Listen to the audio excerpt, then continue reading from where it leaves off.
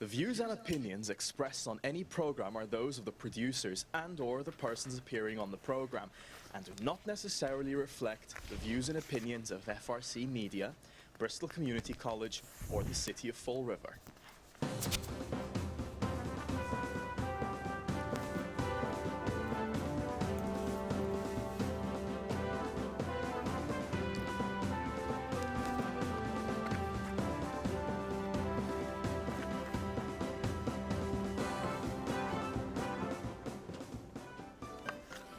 Well, hello. Welcome to Spindle City Straight Talk. I'm Chip. And I'm CJ.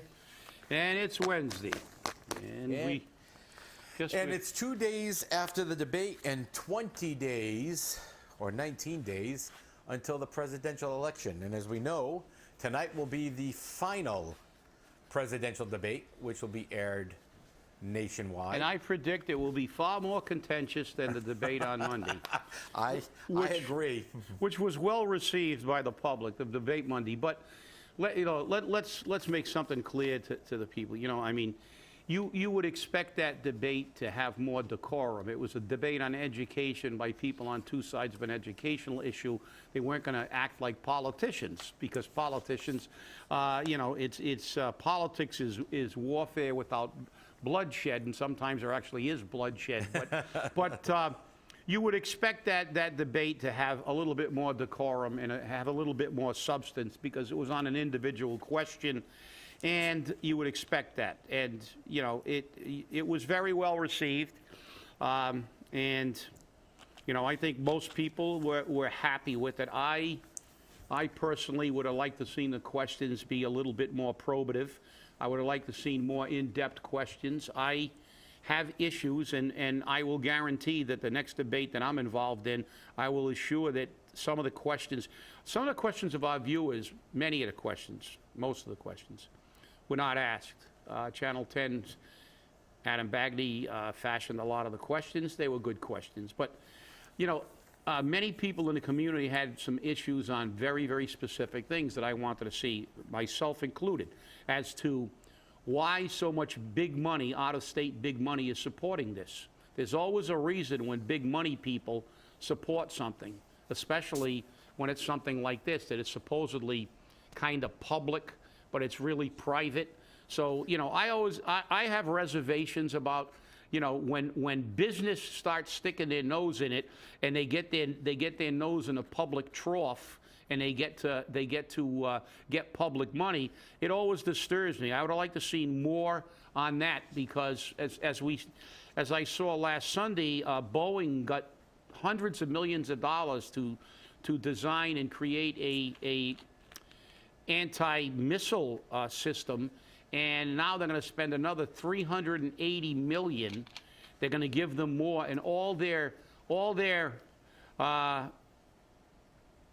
high CEOs and all their high-paid administrators got huge bonuses. And when they investigated, they found out it only works 50% of the time.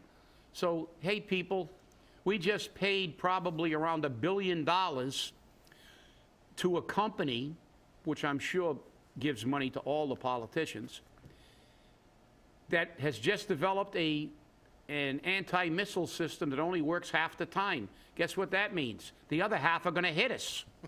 And we paid billions of dollars for this. You know, if you went to an auto mechanic and only fixed your car 50% of the time, you'd find a new mechanic, and you wouldn't pay them a lot of money. But that's government. But that's what I have issues. I had some issues with the debate. I would have liked to have seen some questions along the line, especially about the money coming in on the yes side, and on the no side, I would have seen a lot. I would like to see a lot more in-depth questions. And it was the perfect opportunity, because we had a state senator there, and he even mentioned how much money the school budget's increased. I would have liked to see more questions on why our State House doesn't have any accountability and oversight for education. They complain that we're spending tons of money and they're getting no results, yet they allow school departments to create positions like, you know, deans of students, and I actually had a conversation with a state rep, and he said, oh, I think that's ridiculous. He said, when I went to school, they didn't have that stuff either. We're spending millions of dollars. I said, well, why don't you do something about it? See, these are the kind of questions, but of course, I'm a little bit more in-depth. I don't like basically soundbite answers. I like to get down to the nitty-gritty. But overall, it was a good debate. There were a lot of statistics and stuff, but very, very, both sides, kind of had, for the most part, good decorum, and it was to be expected with a debate with that. It's not Donald Trump and Hillary, which I think tonight will be a circus, but it was very, very well received, and I think, CJ, I think you can attest, because you were looking at the responses that we got online. So we're glad it went. We're glad you enjoyed it, and we were glad to be the only people in this area that thought it was important enough to actually have a debate on the question. Yeah, well, we received information about viewership in Georgia, Minnesota, Illinois, New York, New Jersey. I mean, we got email messages afterwards, the debate. I took yesterday to recover. A lot of work goes into this, and I said it very clearly in my post-debate diatribe or commentary. I didn't do this. You didn't do this. We did this. Every member of our team, every member of the FRC media team. I want to thank Keith Tebow, Steve Reese, Michelle Dumas, Lucy Cabral, Denise, I can't say her name properly, but she knows who she is, Pumulgaria. I hate getting somebody's name wrong. They were on cameras, they were making everything work. Steve is our tech guru. He makes sure it all went over very well. Keith Tebow was there, supported this entire event. President Jack Sprague over here at Bristol Community College. I want to thank you for allowing us to have this event here. It was the most neutral location. It wasn't in a Fall River public school. It was here at BCC. And I firmly believe that what this debate did was show that Bristol Community College is a diamond here in Fall River. And I know that's kind of like cliche for the Fall River area. We hear that from every diamond. The waterfront's our little jewel, but you know what? Bristol Community College is a jewel. And full disclosure, I am an alumnus here. That was not a paid endorsement, but as am I, actually. Exactly. The facilities and the education provided here is amazing, and it is truly a community-based resource that our people in Fall River and the people in the Commonwealth seem to overlook. But with that, I want to thank everybody for watching that debate, and I hope that you have information. We are attempting to make some DVDs available to the participants, as well as available to any viewer who really wants one. Yeah. It is available on YouTube. It's available on the FRC. It'll be rebroadcast on FRC Media here on Channel 95. I believe Channel 18 will be picking up it as well. And it is still available on Facebook. The Facebook Live video is still available. So don't think that you can't watch it still. And we'd love to watch it. Well, I just want to say one other thing to close. It's, obviously BCC and all the people that worked hard. But, the thing is, why do we do this? We do this for the people. All the people who watched, and a lot of people watched, and a lot of people commented.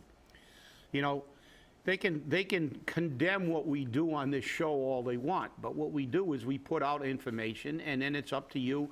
We attempt to educate the public. This is an educational institution.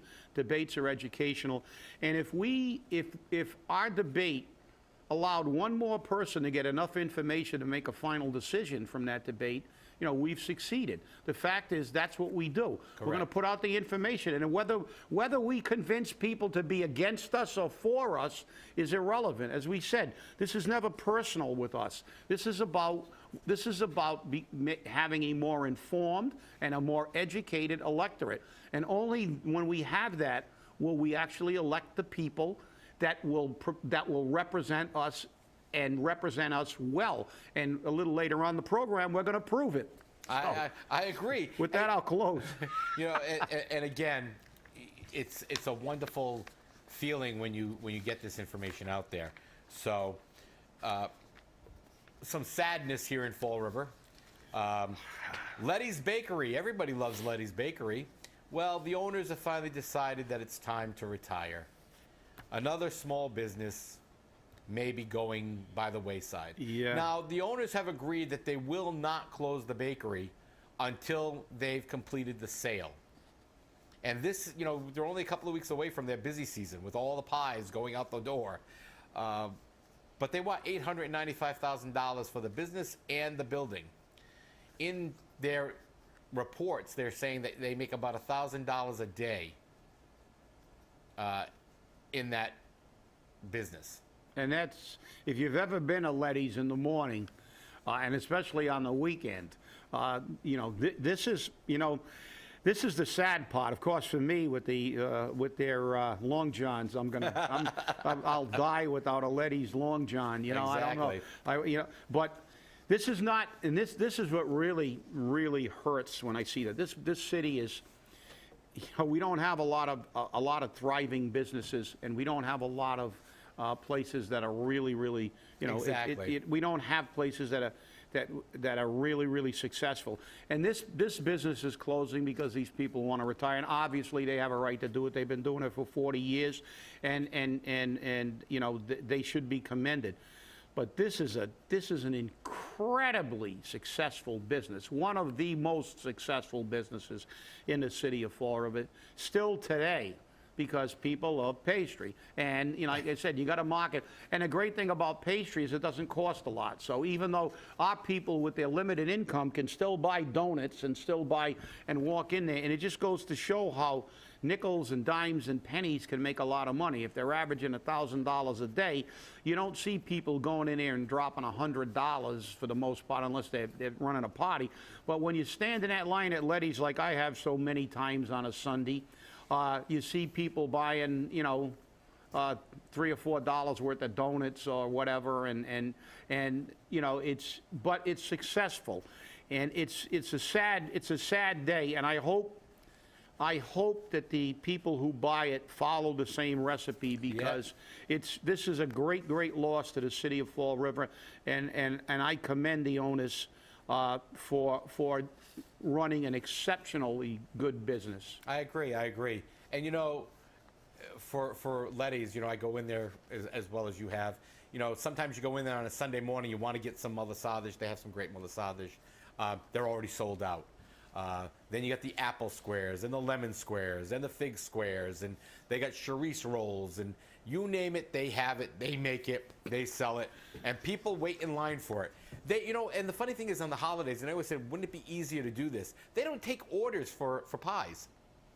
First come, first serve. That's how it works. So you got to get there first thing in the morning, and the lines go out the door 2 days before Thanksgiving, days before Christmas, and the lines are going out the doors to get pies, and they won't accept orders, because I always thought, that might speed up the process or whatever, but they've been doing it this way for 40 years, and people don't mind. So, hey, if the new owners, whoever may buy it, decide they're going to close that bakery, it is going to be a tremendous loss to Fall River and a tremendous loss to the South End.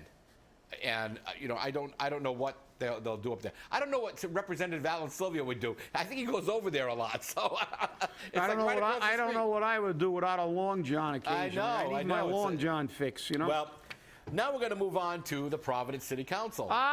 This is what I was waiting for. Who decided that $40 million for infrastructure and equipment was too much debt. Now remember, Providence is larger than us. They have more tax revenue. And they said this is too much money for what they called infrastructure, but is actually streetscapes. Yeah, and buying equipment for departments that should have had it in their operating budget. Exactly. Like, and as we said. Right, and here's the funny part about it. Isn't it amazing that, the mayor always says, the administration always says, oh, we got to be like Providence. Providence does this, so we should. Well, guess what? Providence isn't doing it. Providence said, no, we're not going to do this. They're not even, as a matter of fact, the finance committee, unlike our finance committee here of counselors, isn't the full council. It's like 5 members. And they're not even going to set it to a vote. That's how adamant they are on this. You mean to tell me that we have people who actually are representing the people of Providence and saying, you know, they don't say like they do in Fall River, try to convince us with the Goebbels myth that bonding and debt is great. We should have bonding and we should have debt. No, you shouldn't. You know, debt is not good. I don't know what planet you're from, but your credit rating, if you're up to your ears in debt, is 0, and you can't get a car, and you can't get a house, and you can't get anything. Only in government do they say that debt is good. And especially when you get underwritten, you're so pathetic to get underwritten by the state. And that's the only reason you can get these bonds, because you're being, you know, the state is underwriting them. They're co-signing for these debts, basically. But our city and our council, you know, swallows that pablum and washes it down with the Kool-Aid and puts our city into debt for our great-grandchildren on things that don't work, won't work, and shouldn't be done, like buying equipment that should have been part of the operating budget. Well, kudos to the Providence City Council. Somebody paid attention and they said, let's not mortgage the city and destroy the taxpayers. And guess what?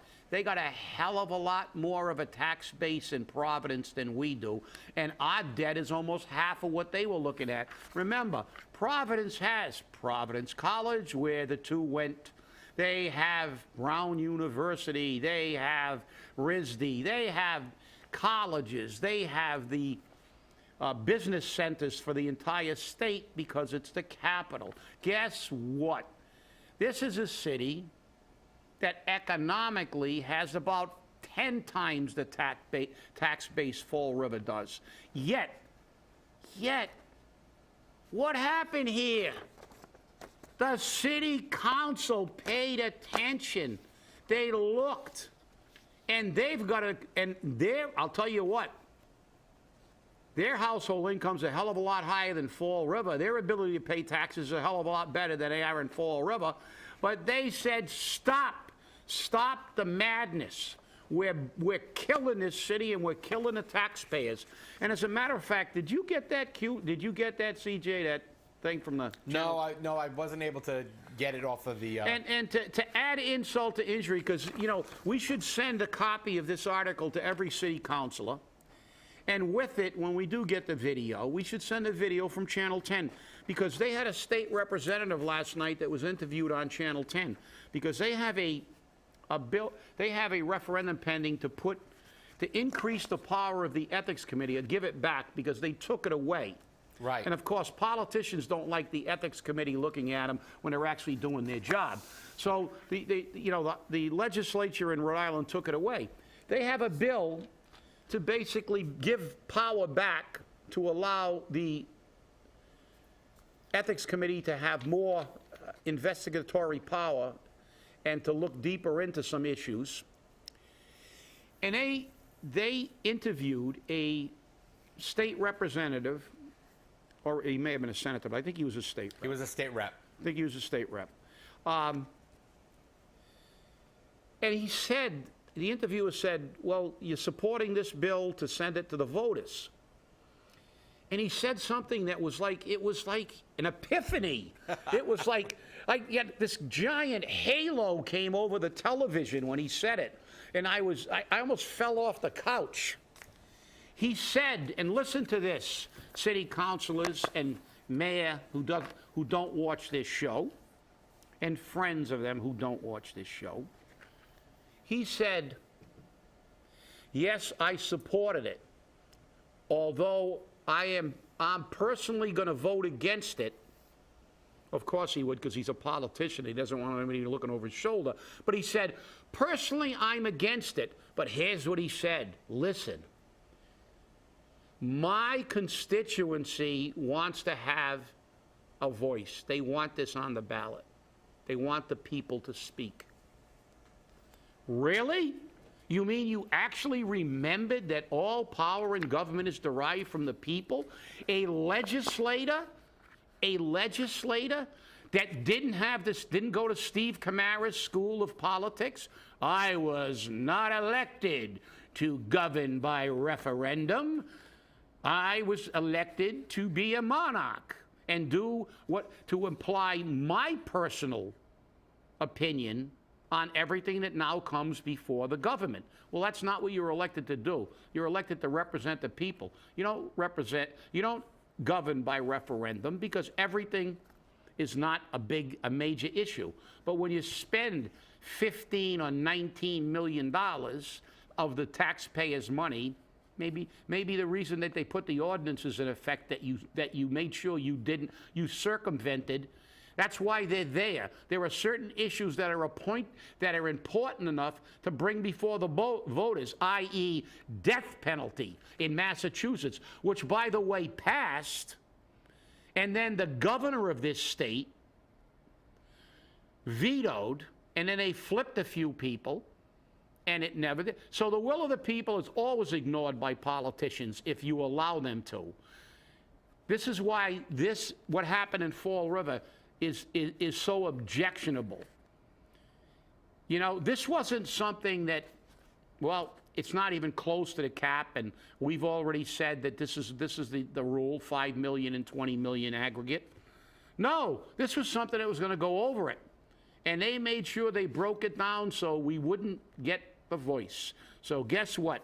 Every single one of you is pathetic.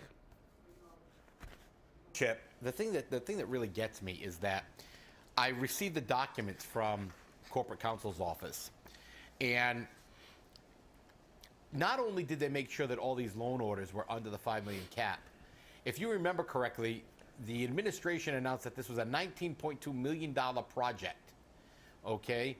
And the bonding, and with 19.2 plus 2, that gives you $21.2 million. They removed the police department equipment from the loan orders at the last city council meeting, and they're now sending it back to be $600,000 to again increase the bonding. But they removed some streetscapes issues from there, because what they approved for bonding was $15,046,100. Then with the additional $600, it's $15,646,100. My looking at the agendas has a minor difference in that bonding number, but it's not enough to really discuss. And the funny thing is that the administration made sure that when those documents were sent out to city councilors and everyone else, that they sent out copies of the ordinances. Now, the administration deliberately made sure this stayed under $20 million. But based upon the $20 million per fiscal year budgeting, that is going to leave us with $4,354,000 that we can bond. So, God forbid we have an issue that requires emergency bonding for anything. Because what happens is we won't have the money, so it has to go to ballot, which means it can't be voted on until next November. You mean like if the EPA comes down and finds out that there's contamination in the King Philip site and orders a cleanup that the taxpayer has to pay for? Yeah, why not? Oh, well, yeah, that would be, wouldn't that be something? Right, and you know, the thing is that this stupidity, now here's the kicker. These bond orders, they have up to 4 years to spend the money. And there's only one project moving forward, which in my opinion is a 55 violation. That's ethics, because it's Purchase Street. Well, that was the point of this entire process. Exactly. To get the mayor what he wanted and his friends. Exactly. And this is what people don't understand, okay? You've said it enough, I've said enough. You can't put lipstick on a pig but have anything but a pig with lipstick on it. And the equipment should have been in the budget and should be in every budget, every year, so that we're buying new equipment in smaller increments. And to turn around and say that bonding is good is not. And every city councilor, whether it be Cliff Ponte, whether it be Sean Kadim, whether it be Steve Camara, whether it be Steve Long, Pamela Liberté-LeBeau, bonding is not good. Providence just said bonding is not good. And Providence has more money than we have. And this is what makes this the worst situation in the world. And you know what bothers me when I'm looking at this, CJ? I'm going to tell you, I'm looking at these things, and it's like, okay, I see fire department, equipment, and infrastructure. Well, guess what? Equipment is something that you're supposed to maintain and purchase on an as-needed basis, and you're supposed to maintain that regularly. Now, how many millions and millions of dollars have we spent over the years on buildings that are falling apart and or almost beyond repair? And all the years, the people who were in charge of those departments and the DCM, which, by the way, by city ordinance is in charge of building maintenance, has not maintained. And where's the accountability? So this, again, is making the taxpayer pay double and sometimes triple for things. Why was the equipment that was necessary for building and grounds not in their annual budget that was presented to the city council? If you need lawnmowers and they're not in your budget that you present to the council, I guess you didn't need them enough to put them in the budget. Or did you get a promise? Make your budget look low, make sure we get all our pay increases in there, and we'll fund them. Then come back later and we'll bond for something, or we'll figure out a way to increase fees and taxes, like Terry Sullivan coming in like less than a month after one of the budgets and saying, I can't run my department unless I get fee increases. Well, why wasn't that stipulated in the budget? Then we go on and we see the parks and cemetery equipment, $278,000, over $250,000. Our equipment is in such disarray, and I know there were, I talked to a guy who was upset he was still using an old push mower. They haven't replaced equipment in years. But now we bond for it. Why wasn't that in those budgets for those years? The same thing, equipment in streets and highways. Equipment is a necessary part of your annual budgets. Only in government is that like some specialized, like euphemistic thing that you only do once every 20 years after you let them go to crap. Guess what? If I own a moving company and I don't buy moving trucks for 40 years and they're all broken down and I can't do it, I'm out of business. But not the city of Fall River. We don't buy anything. We just let the thing go to shit. And every 20 years we bond and buy new stuff. I'll tell you, the thing is that the administration, the mayor, was on Chris Correa's show, The Third Degree, on a local media outlet. The Third Degree. Yeah. And here's the funny thing. Let him come on here. He'll see the real Third Degree. When you have to go out and sell this over and over and over again, you know it's wrong. And then for Chris Correa, an attorney, and a selectman in Swansea, to turn around and say, of the 360 cities and towns in Massachusetts, they all bond. This is not a home. When did we get 9 new cities and towns? I guess it is true the bar must be given with crayon. Yeah, it is. Yeah, the 351, by the way, we've said it a million times on the show. And secondly, it is like a home. The difference is bond is just a euphemistic a phrase that they use because they're larger, and it's a term. It's like a mortgage. You know, you bond in your home, you bond for a mortgage because it's a huge expense. That's a bond. That's your bond. All it is semantics. I mean, it's like, oh, well, it's credit. It's like running up credit cards. Well, bonding, but the problem with you and I is when we bond, if you go to the bank and try to get a mortgage and you're up to your ears in debt, they don't give it to you. The only thing is that when a city gets it, the city council gives it to them and we pay. And the state underwrites the bond. That's the difference. So stay angry. And I should have said feces, but I'm angry.